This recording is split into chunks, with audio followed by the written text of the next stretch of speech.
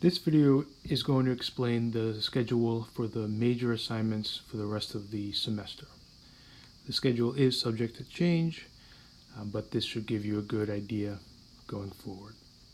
So the days in yellow are days we have class. You see throughout here. On the 10th, Saturday the 10th, we have the proposal. And on the 14th, we have the novel test. That's in class.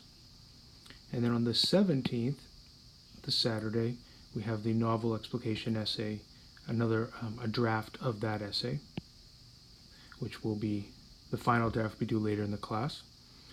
On the 24th, we have the summary and response essay draft.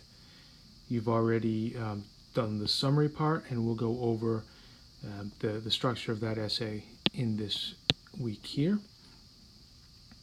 On the 26th, we have in-class essay. I have mid-course exam there in quotation marks.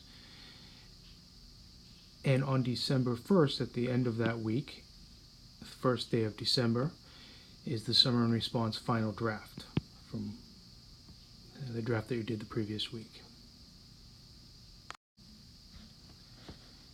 In December, in addition to the essay that's due on the 1st, which is actually showing up on the previous calendar,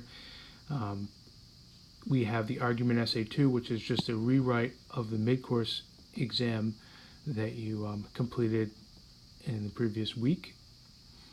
Then at the end of this week, on the end of the following week, on the 15th, you have the final draft of the novel explication essay, which is something you had been working on for almost a month at this point. And then the final thing we have is the final exam, which is an in-class essay that we will work on, which you'll do in class. Now, during the final exam week, we will meet during our final exam time as conferences, and you will also have a smaller assignment, reflection letter due within this week.